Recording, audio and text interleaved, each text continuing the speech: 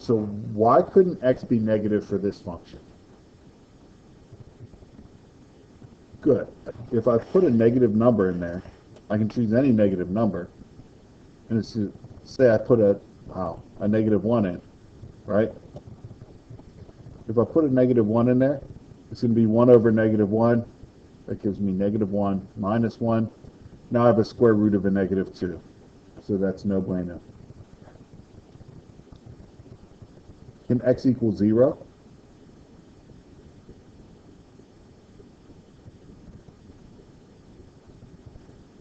No. Why can't x be equal to 0?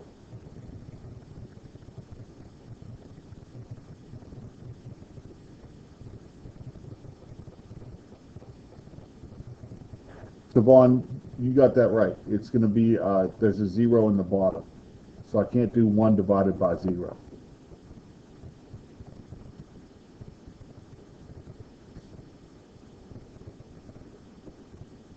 Can x be greater than 1?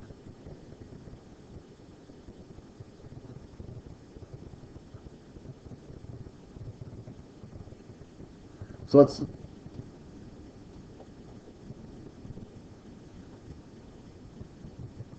I think you're on the right track.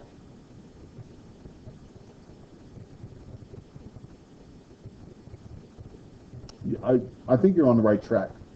If it's greater than 1, what's a number greater than 1? Yeah, so let's just plug it in. Yep, it gives you a fraction.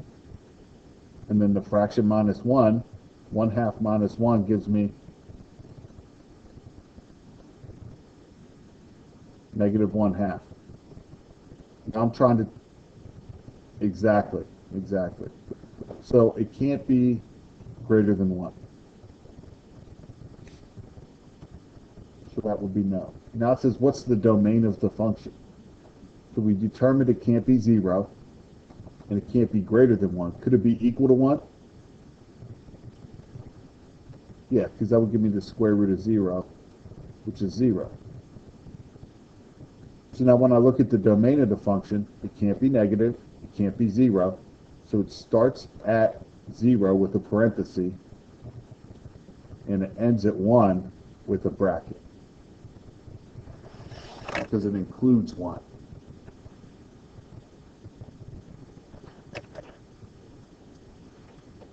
Good question. Remember how whenever we just tried it with 0, we said it can't work? So 0 is our starting point, and this just means it's the first number that's bigger than 0. So that could be 0.1 or 0.11 or 0.00001. So that's why we have to put the 0 in with a parenthesis, because it doesn't include 0, but it goes right up against it. The bracket means it can include this number. So this one stops at 1, meaning I can still use 1 and put 1 into this.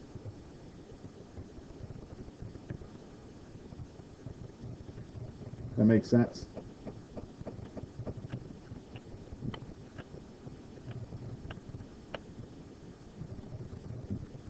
You'll get it.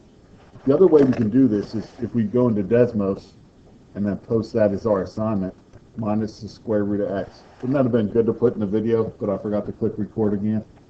Nice. If I consider the function y equals square root of 2 minus the square root of x, first, can x be negative? No, it can't be negative. It can't be negative because I can't do a square root of a negative number.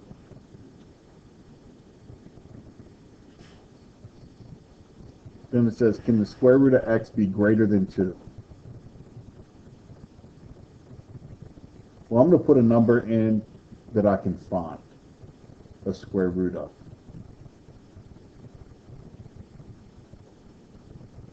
Go ahead.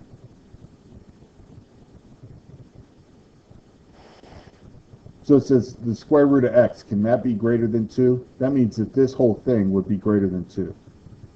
Is that possible? So if I put a 3 in there, 2 minus 3, right. So I can't have that be greater than 2, because I would be taking the square root of a negative again. So now it wants to know, what is the domain of the function? So what's the biggest number I could put in for x?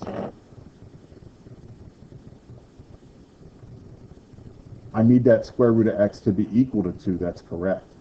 Now, how can I figure out what x could be? Good. I can square both sides, and that'll get rid of my square root here. So x would be equal to 4. So that's the highest number I could put in. This is all just for the x's. This is for our domain. So the highest number I could put in is 4. And that includes 4, right?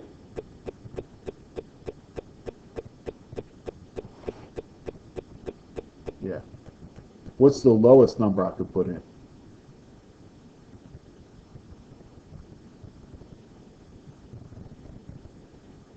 What if I put a 0 in for x? Can I take the square root of 0? You can. It's 0. Yeah, you get 0. So square root of 0 is 0, and 2 minus 0 is just 2. So the lowest number I can put in is 0.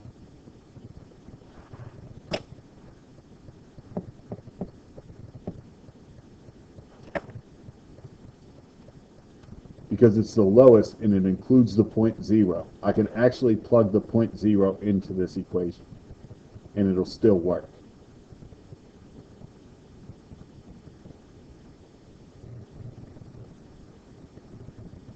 If I plug any negative number in, any number lower than 0, that's not going to work because I can't take this original square root. Again, if we're struggling with that one, we could go to the graph of it, and that would help us.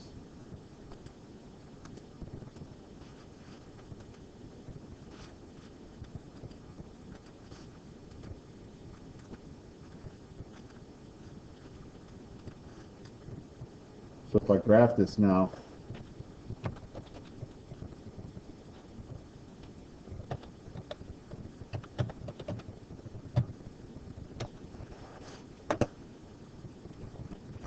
I'm going to need to fix where my graph is at.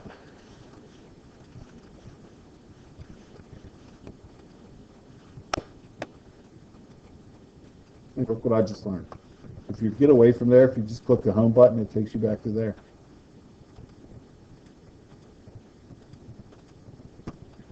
Now whenever I look at this, if I click on the point 0, it gives me an actual answer. If I click on the point 4, it gives me an actual answer, 4, 0. That tells me that it would be brackets on the end.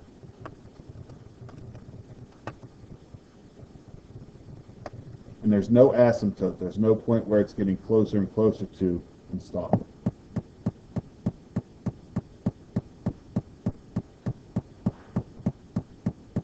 Make sense?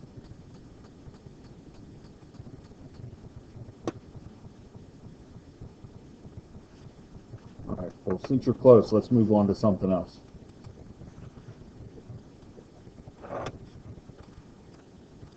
Not those ones yet.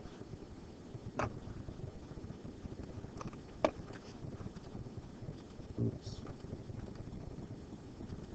Two. All right, let's look at these ones. This is more just finding the domain. So for these ones, it would have told you to find the domain and graph them. So we can start just by looking at our domain. Is there any limitations on this number x? Is there anything x couldn't be that would make this not true? No, there's not. It could be any number that I plug in. So my domain would be from negative infinity to infinity.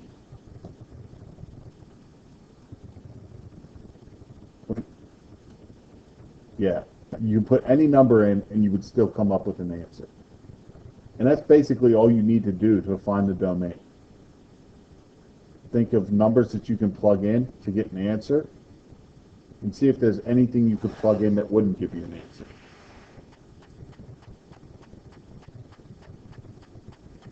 My range for this one would also be negative infinity to infinity.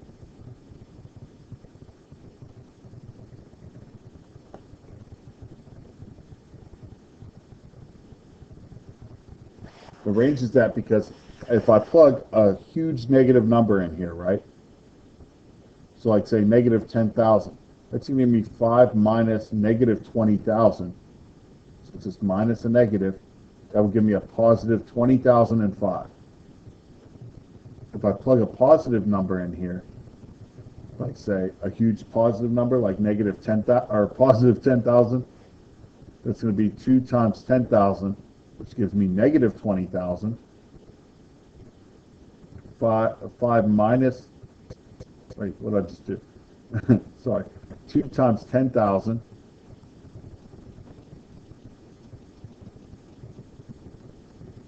gives me 20,000. 5 minus 20,000 would give me negative 19,995. So you see how it's going on forever and ever in both positive and negative directions? That's what's going to make that range negative infinity to infinity. You'll also be able to see that easily on a graph.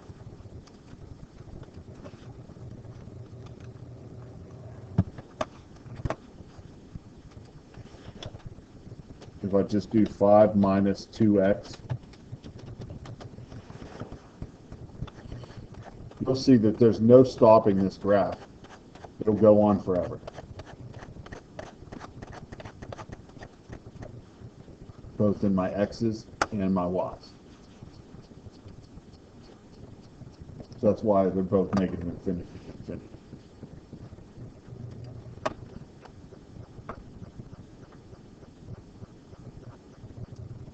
What's that? Sorry. What about 16? Let's just look at the graph of it first. 1 minus 2x minus x squared. What's my domain going to be?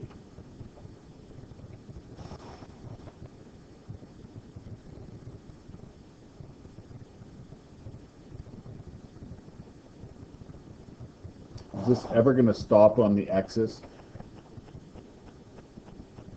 No. So my domain is going to be negative infinity to infinity. What about my range? Right, because it never stops. Now what about my range? What would that be?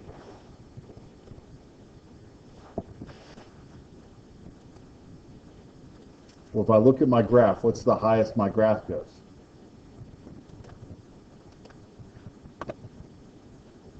That's my x value. What's the y value? 2. So the high...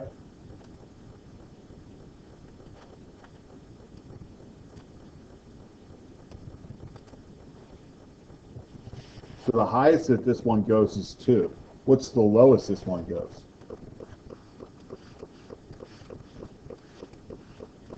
So it goes from negative infinity to 2.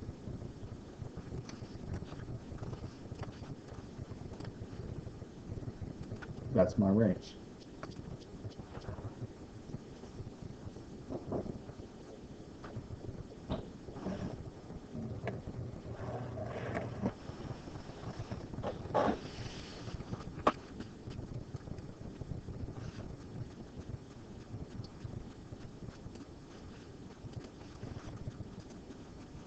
Yeah.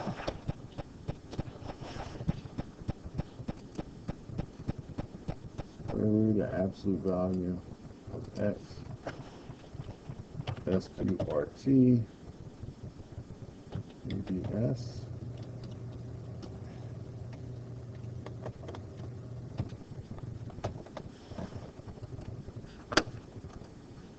Yeah, so our x could be a negative, and it can be a positive.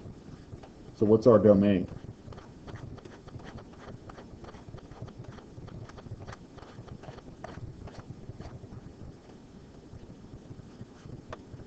Well, when I look at this, I have negative x values, like you said, right? So it'll go back in the negative direction forever, and it goes in the positive direction forever. So our domain would be negative infinity to infinity. What about our range? That's exactly what you were thinking of. Yep.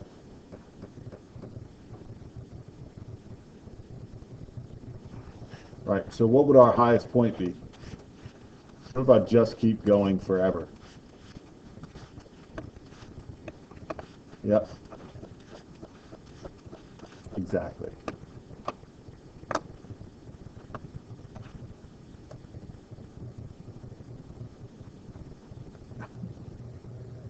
Come on, Destiny. Good job. All right. Anyone have any questions on those?